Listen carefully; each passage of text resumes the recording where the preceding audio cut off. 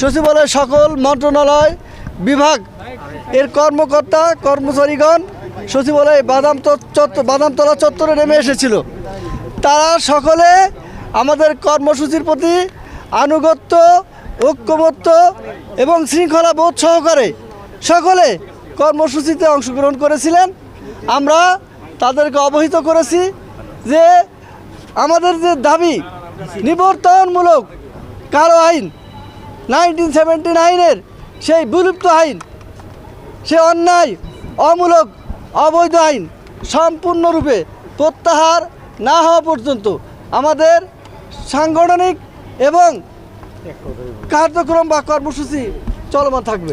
বৈঠকের বিষয়ে বলেন, বৈঠকের বিষয়ে আপনাদের সাথে বৈঠক হওয়ার কথা, সে আজকে সর্বশেষ কি আমাদের মিটিং চলাকালীন সময়ে, সমাবেশ চলাকালীন সময়ে আমাদেরকে জানানো হয়েছে ভূমি মন্ত্রণালয়ের সিনিয়র সচিব জনাব ASM সালেহ আহমেদ স্যার এবং আরও 6 জন সচিব মিলে মোট 7 জন সচিব মহোদয় আমাদের সাথে বসবেন। এই কালো আইন প্রত্যাহারের বিষয়ে ওনাদের সাথে আলাপ আলোচনা হবে। আলাপ আলোচনার পরে তারপরে আমরা আগামীকাল সমাবেশের মাধ্যমে এই বিষয়টা কর্মচারীদেরকে জানিয়ে দেব। ধন্যবাদ। হাসনাত আব্দুল্লাহ উনি একটা আলটিমেটাম দিয়েছেন, বিশেষ করে এনসিপির উনি একজন দায়িত্বপ্রাপ্ত নেতা। উনি বলেছেন আপনারা এটা প্রত্যাহার না করলে আপনাদের বিরুদ্ধে কঠোর ব্যবস্থা নেবেন। তো আপনারা কি প্রতিক্রিয়া জানাবেন? জি, ধন্যবাদ আপনাকে। আসলে হাসনাত আব্দুল্লাহ সাহেব উনি একজন ছাত্রনেতা এবং ওনাদের ছাত্র জনতার যে রক্তাক্ত সংগ্রাম, তার কারণে আজকে সচিবালয়ে আপনারাও আসতে পারছেন, আমরা কথা বলতে পারছি।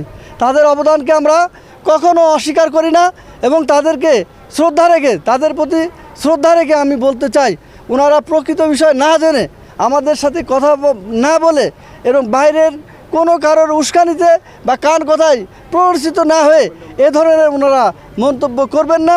আমরা এটাই আশা করি। আমরা এই সরকারের সহযোগী, এই সরকারের প্রতিপক্ষ নই। আজ পর্যন্ত সরকারের আনুগত্যের বাইরে আমরা কোনো কার্যক্রম করিনি। আমাদের কোনো আচরণ সরকারি কর্মচারী শৃঙ্খলা এবং রাষ্ট্র পরিপন্থী, রাষ্ট্রের কোনো নীতি নির্ধারণী পর্যায়ের বিরুদ্ধে কোনো কার্যক্রম আজ পর্যন্ত আমরা করিনি।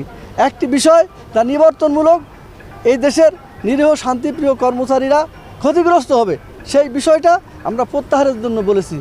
তবে ভাই এই দাবি মানা নিয়ে কালকে একটা বৈঠক ছিল, সেই বৈঠকটা হয় নাই। আজকেও এখন আপনাদেরকে যে ডাকা হয়েছে সেটাও আপনারা নিশ্চিত না, তো টালবাহানা চলছে না কি উনি তো বললো। আসলে বিষয়টা অনেক সময় যারা ঊর্ধ্বতন পর্যায়ে থাকেন তাদের কর্মব্যস্ততা এবং কিছু সীমাবদ্ধতা থাকে। এছাড়া কালকে আমাদের যে শিডিউল টাইম ছিল, সে টাইমে আমাদের কিছু কর্মচারীর কিছু ভুল সিদ্ধান্তের কারণে আমাদের আইন উপদেষ্টা মহোদয় আসতে পারেননি। আমরা চাচ্ছি যে সুন্দর কর্ম পরিবেশে আজকের যে বৈঠকটা হবে, তারপরে যদি মাননীয় প্রধান উপদেষ্টা মহোদয় মনে করেন উনি আমাদেরকে ডাকতে পারেন। আসলে এটা কিছু কর্মকর্তা বা সরকারের নীতি নির্ধারণী পর্যায়ের একটা অদক্ষতা বলা চলে।